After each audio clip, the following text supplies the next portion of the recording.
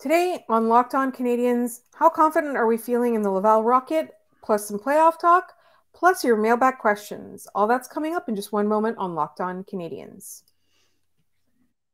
Locked On Canadiens, your daily podcast on the Montreal Canadiens, part of the Locked On Podcast Network, your team every day.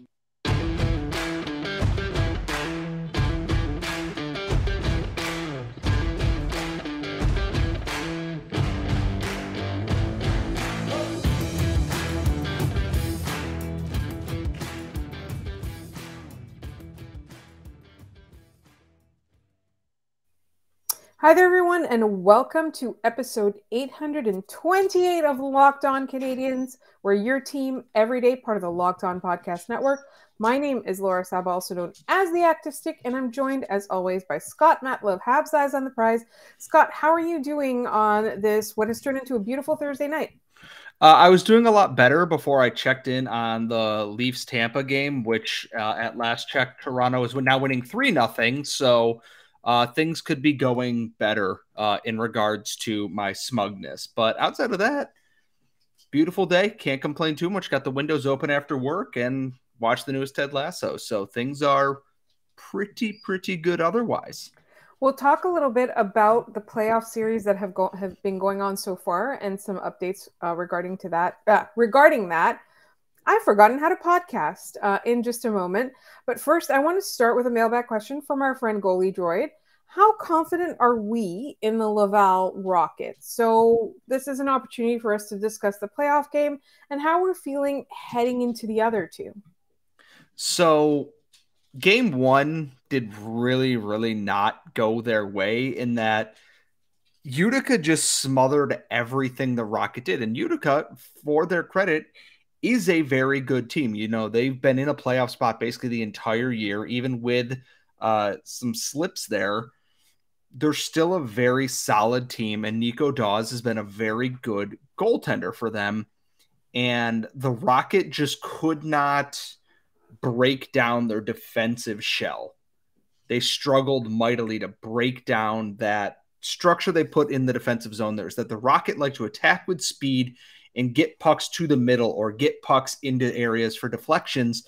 And Utica just blocked everything. Passing lanes, shooting lanes, lanes into the zone that they can't use that speed in full force. And then they were able to cycle on the Rocket a little bit, who have never been super good at defending that. Caden Primo, I don't think is to really blame for anything that happened in that game. It's just he didn't get much support in front of him. And I think that they'll bounce back. They usually do. They go to Utica. They will play tomorrow, Friday, when you were listening to this at 7 p.m. I'm not expecting a ton of lineup changes. I would expect potentially either Jan Mysak or Dominic Martel to draw back in. Maybe Madison Bowie if he is healthy. But the biggest part about this series that is hard right now is that Brandon Gignac is back, but he's playing a role that Mitchell Stevens was in. And Mitchell Stevens in the back half of the season was their everyman for things, in that he's taking key faceoffs. He's operating in a certain area on the power play or in the offensive zone, and they don't have that right now. So it's a huge loss for them. I'm curious to see how they come out, because if they come out flat, Utica's just going to swallow them up like they did in the last game. And this playing round is going to be over after 2 games. But I think the Rocket have it in them to force a game 3, because I don't think any of them are happy about the way game 1 went at Place Bell. So would you say that in this case, lineup changes are necessary in terms of, line shuffling, not lineup changes. You said you didn't expect a lot of lineup changes. Line shuffling is necessary. Do you think the approach has to be different? Do you think the Canadiens, the Rocket, need to be more ready at puck drop? Like, what is the thing that you think will enable them to take control of the game before Utica takes control of them? They need to stretch out the Comets defense a little bit, is because they get into the zone there and they're getting deep, but that allows Utica to just kind of, form this. I don't want to call it parking the bus, because that feels a little bit too defensive for what it is, but they form this shell that trying to get a pass through to the net or around the net, everything got blocked, and they need to create these lanes by spreading them out a little bit. That means quicker puck movements around the zone. That means generating a cycle that doesn't allow Utica to just stay in one spot. And part of that is they need more facilitation in the offensive zone. They have a lot of guys who play well on a counterattacking style. You can't count on that, though. So I'm curious if they work more towards funneling to the slot and creating chances by pinching everyone in and then going out, as opposed to what they were doing last time, where they went out along the boards, chipped it in, and tried to filter everything backwards. It's little tweaks, and I don't think Utica is going to get as lucky blocking that many shots. How many, times have we seen someone go to block a shot and it goes through them and the goalie can't make a save because he doesn't see it? There's a little bit of luck at play, but I think a lot of it is they just can't let that defensive structure get set and take advantage of your opportunities. They didn't create a whole lot of high danger chances on their own. And when the goalie doesn't have that much work to do, he's going to be and have a pretty easy night. Make the goaltender's life a little bit more difficult. It's good to be hitting everything and to be working hard. But if you're not generating chances out of that, you're not going to have a very long playoff run.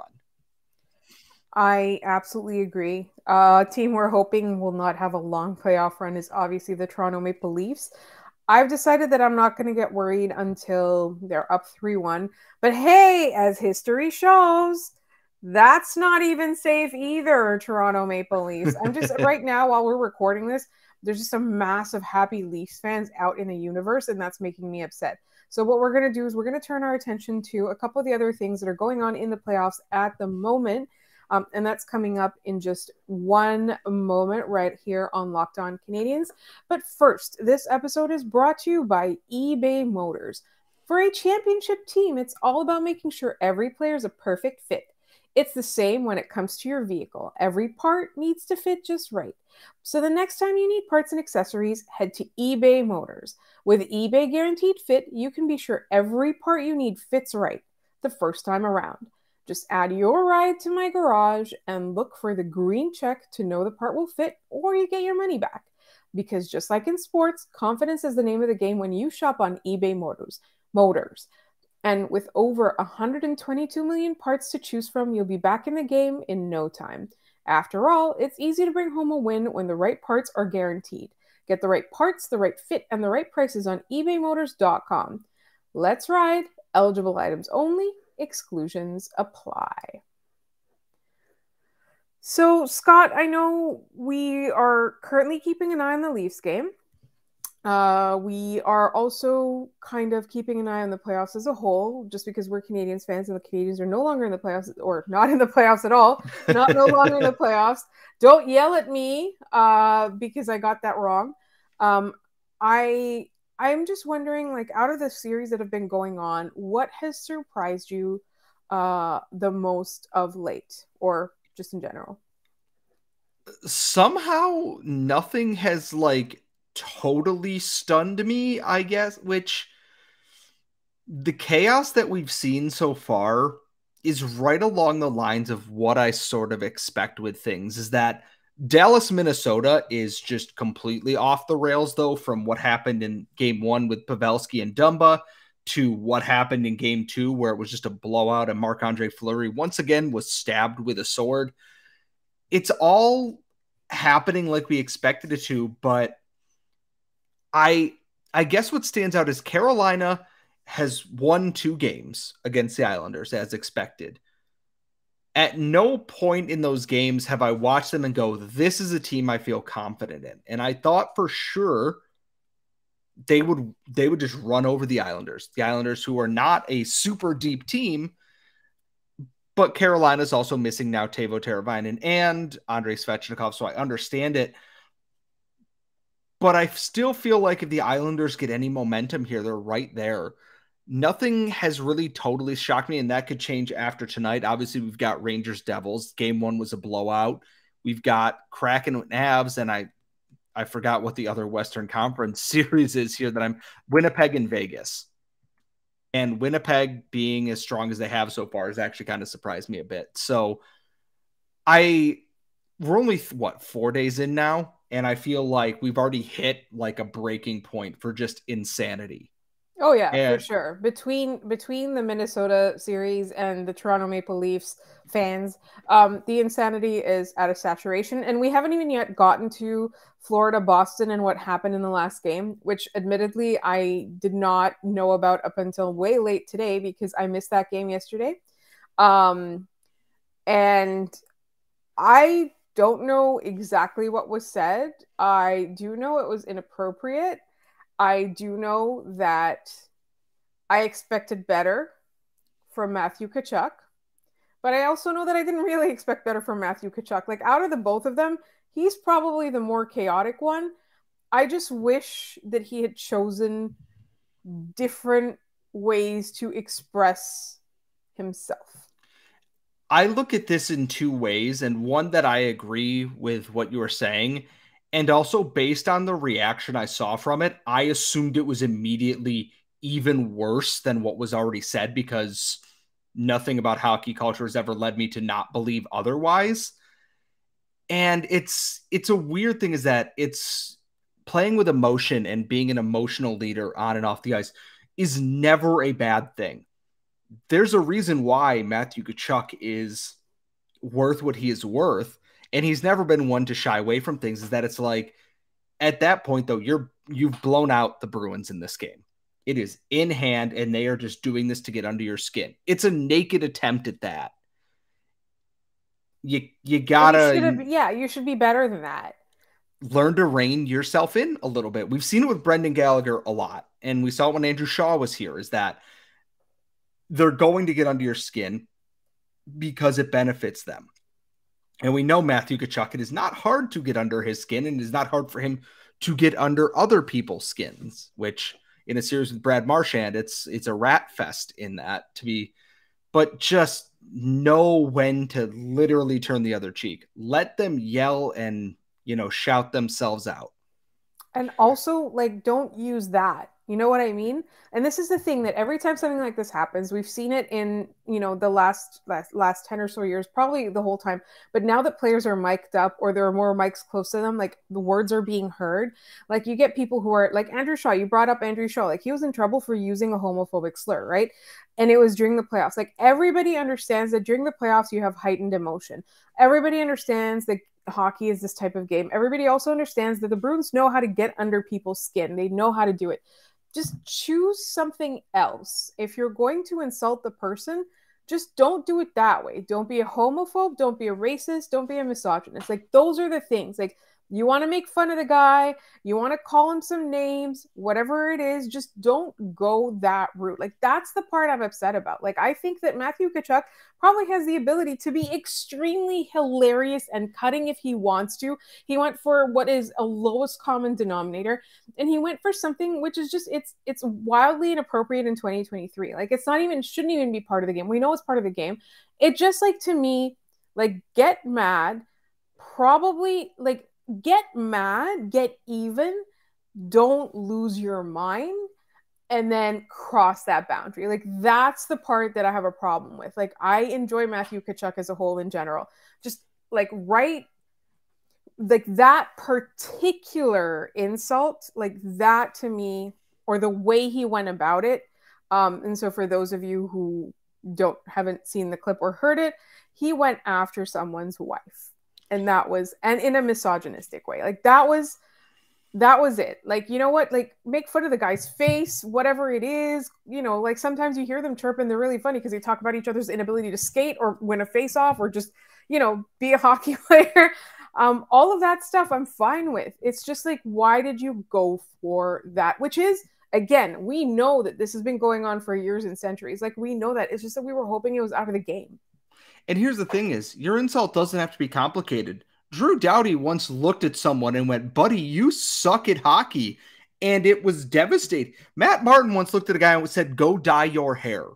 And it is all anyone can quote when talking about insults. It is so easy to land a good insult without having to veer into that. Like, yeah. Like, that's the only issue I had with it. Like, the fact that he lost his mind disproportionately and then crossed that boundary. Just leave homophobia, sexism, and racism out of it. Like exactly like you said, just devastate the person by talking about their ability to play hockey. That's all I'm going to say. And in the meantime, we've got lots of your mailbag questions coming up. Was there anything else that you wanted to talk about playoffs insanity? I did want to say I was very happy for the Seattle Kraken for that win, just because of all the people we love that work in that organization. Very, very joyful moment. Other than that, I think we're good to move on to the rest of our mailbag questions, right, Scott? Yes. And all that's coming up in just one moment. All right. Scott, are you ready for this week's mailbag questions? I was born ready. Maple, are you ready? She's sleeping on the bed behind me. So yes, we are ready over here. Maple is ready. All right. Let's start with, we already answered the question from our goalie droid about how nervous we are about the Rocket. Randy Hansen asks us, should the NHL expand by 2 cities? I'm thinking of both Houston and Quebec City, one in each conference. Or if you were to move hockey teams to those locations and not go the expansion route, which 2 teams would you move to those 2 locations? I think we're done with the Arizona Coyotes experiment. I think they have to call it at this point. Yeah, we need to do that. Here is the thing about Arizona. This is not an insult to the fans there who are trying to make it work and the hockey community that has done so much about becoming a mainstream source. We see a lot of people coming out of Arizona and in terms of prospects and players. It is nothing against them. It's just something there. It does not work. It just straight up doesn't work. And I'm kind of tired of watching all these things happen. Well, they're just going to play in this college arena. Well, this. And now, there's a vote that might not happen. It doesn't seem like anything good is happening here. And there's no guarantee that putting them in another city, something they've done before, is magically going to make this work. And they are not the only team in the NHL that loses money. Lots of teams lose money. Just some of the teams make a boatload of money. And this is not trying to be yes, the Canadiens are the 3rd richest franchise in the NHL. This is meant to be this is not just an Arizona thing. And if you're moving them to Houston or Atlanta or whatever, sweet. All about it. Moving a team to Quebec is harder because I look around the league and I don't really see another team that has struggled for catching on in an area. Seattle, people took to it. Vegas, people took to it. Jets 2.0, people have taken to that. The Panthers don't always draw well, but they've been so good and they've established themselves as their own franchise. It's obviously not going to be Tampa. Carolina has built their fan base. Colorado's not going anywhere. And it's you don't move Columbus, I wouldn't think. They seem to be doing quite well for themselves there. I think you're moving Arizona and expanding by 1 team at that point. And then you have an off-centered league a little bit. And then maybe you add another team. Maybe you add Atlanta and you keep 1 team there and 1. But I'm not 100% sure what the exact plan is. If you move to Atlanta, you just need a better ownership group than the last time around, because that one was a group of clowns. Bar is the floor then for that. Randy Hansen also asks, does Frederic Deschaux get a contract before the deadline? I would think so. I'd be shocked if it's otherwise. Unless the Canadiens magically sign another goalie or go after one, I wouldn't be too concerned about Frederic Deschaux' rights expiring for Montreal right now. Our friend JD Young has an extremely disturbing question, so we're just going to discount the ages of all of the players I'm about to mention. And he wants to know FMK, Cole Caufield, Lane Hutson, and Josh Anderson. I mean, you obviously F Anderson. Well, yeah, he's the only one of them was an adult, first of all. You falafel Josh Anderson. Here's the thing. You marry Cole Caufield and kill Lane Hutson, or the other way around? No, they're both nice boys. But here's the thing: is Lane Hutson is a child, and children are annoying. Oh, that's a good point. So, and here's the thing, though. Am I doing this from the perspective of I am an NHL GM? Mm-hmm. Okay, so what we're gonna do here is if I'm an NHL GM, it's you're marrying Caufield, you're falafeling Hutson, and then you're killing Anderson because from a long-term perspective, that makes the most sense. From a bonking standpoint, what we said is inarguably correct, and it cannot be debated. Because one of them is an adult and the other two are children. That's literally it. Lane Hutson literally looks like a child wandered into hockey pads and ended up on the ice. Magically. So. Okay, so JD, you owe us one for this one. Yes. I can't believe we had to do this on a family-friendly show. And then we've got another question from Randy Hansen, which is extremely important. A Jamaican patty or a panzerotti? What do you pick for a lunch snack? The hell's a panzerotti? Google a calzone? It feels like that, yes. Like, so I've had Jamaican beef patty, and they're delicious. Do not get me wrong. I've also had a lot of calzones because in college, it's like a calzone, but it's smaller. But like, if I am treating this as a small calzone, because the calzones we got in college had different sizes from, you could get it up to 1.5 pounds to like just a regular size. Yeah, like the size of an empanada. But like in there, you could get like all the stuff you would get on a Big Mac in one, or like a steak and potato one and things. This is made for people who were, they're very like people are going to be drunk and or under the influence of other things. Let's put things, they put everything in those. Happy 420 to those who celebrate, by the way. I'm going to pick the one that I can put more than just beef on the inside. That being said, authentic Jamaican beef patty was on my list of things when we went to Jamaica, and I finally got to have that. It was incredible. It was everything that I'd hoped it would be. And it was better than you expected. Yes. And better than what we get here in North America. Finally, we have a question from our friend, Will Chris. Oh my God, I called him our friend. Why would you do that? Don't lie. Our nemesis, Will Chris. From day one of the show, he's been our nemesis. What functionality, if offered, would entice you to pay for a blue check on Twitter? I know one.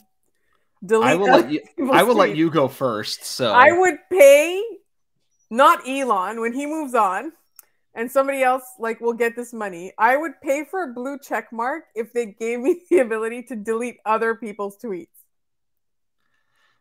That's a good one. I was gonna say that if I could, oh man.